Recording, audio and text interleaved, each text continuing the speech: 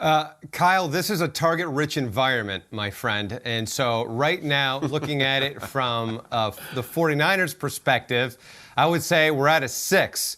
Yes, Trey Lance is a question mark. We don't know what he is going to be. We've just had a small sample size. They gave up a lot to give him. I'm telling you all the things that you know, but what is clear here is that this was a controversial choice at the time and still is. There's this perfect storm of pressure and expectations on him, and this could either make or break the careers of John Lynch and or Kyle Shanahan and how this franchise is going to be perceived in the coming years. And they still have Jimmy G. We just saw him in what he did in the NFC Championship game. He did get them to a Super Bowl, got them close to another Super Bowl appearance.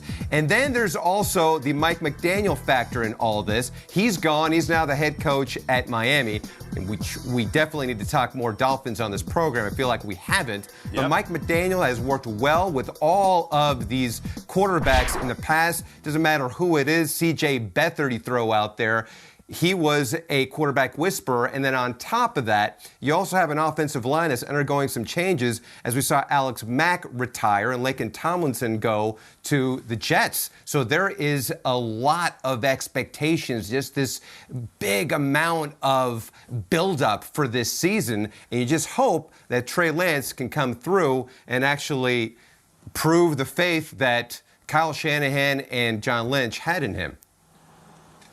Oh, yeah, it's a lot riding on Trey Lance's performance this year. And I think he'll struggle early on. But if you went 6 out of 10, I'm going to go 4 out of 10. I'm a little bit less because I do think he'll struggle early. Young player, unknown commodity right now at the quarterback position in NFL. And you got Deebo. Deebo, who we all know said earlier in the offseason, I don't want to play wide back anymore. So now we got a new role for Deebo, which is to be exclusively wide receiver, I'm assuming, with the new young quarterback. You're moving on from Jimmy G, who doesn't have the same ceiling that Trey Lance has, but he was 31-14, I believe, as a starter.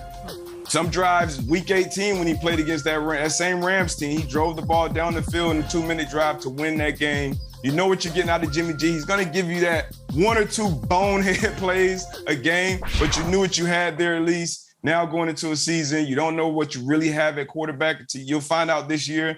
And then Deebo, the contract situation with Deebo, is he going to be happy? How is he going to be utilized? A lot of questions there. So I'm at about a 4 out of 10 with San Francisco going into the season.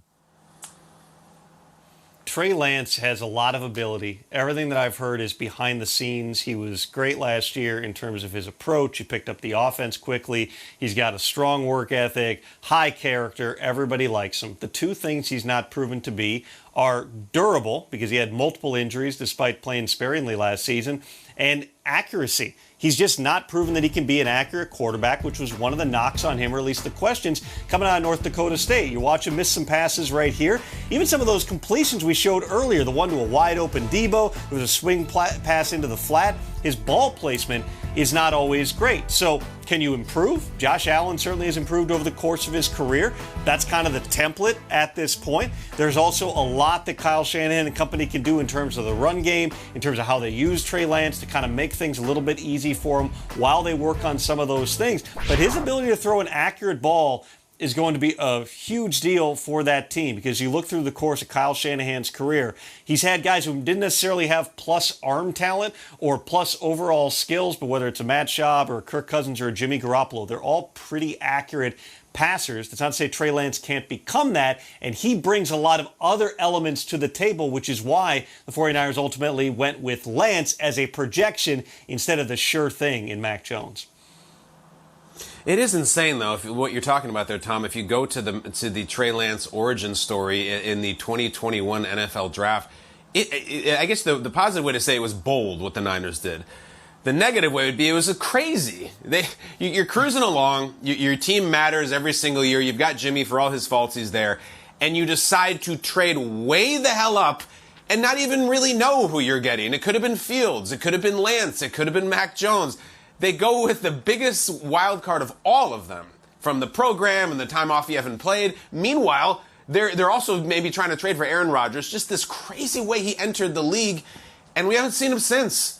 I put it this way. If Trey Lance, if they never took him and they just stood pat with that draft pick and it was Jimmy this year and Jimmy the next year, I think a lot of people would have the Niners in the playoffs. And probably a lot of people would pick them to win the NFC because we know that formula and it works. Now, I have no idea. I really don't. Nobody does. When I hear about inaccuracy and injury stuff, it makes me really, really nervous. Should they have just stood pat with Jimmy? Now, the thing we're not talking about is that the allure of Lance wasn't just his talent, it was the cost. It was we got to pay Nick Bosa and we got to pay Deebo, so let's save a ton of money by getting a cheap rookie and maybe moving on from Jimmy. And yet we still haven't paid Deebo and Bosa. So if and when that happens, God willing, and we see those contracts, that is also a byproduct of getting Trey Lance. But if somehow this thing explodes with Deebo and he leaves, well, then why did we draft this young cheap guy anyway if we're letting Deebo get away? Tom, quickly, do you have any feeling for the state of the Deebo contracts? What's going on with the Niners at all? Because Jimmy's still on the team, too. How are they going to resolve all of this with the money and the big stars, the old quarterback, the young quarterback? Like, this is kind of a fine mess. Kyle, the fact that Deebo Samuel showed up to mandatory minicamp, even though he was working on the side, not on the field, was significant. That means something because it at least means that Deebo Samuel is open-minded about the possibility of returning to San Francisco. Because remember, this was driven by Deebo. He made a trade request in early April. The 49ers were willing to work toward a long-term contract. Deebo said, don't bother.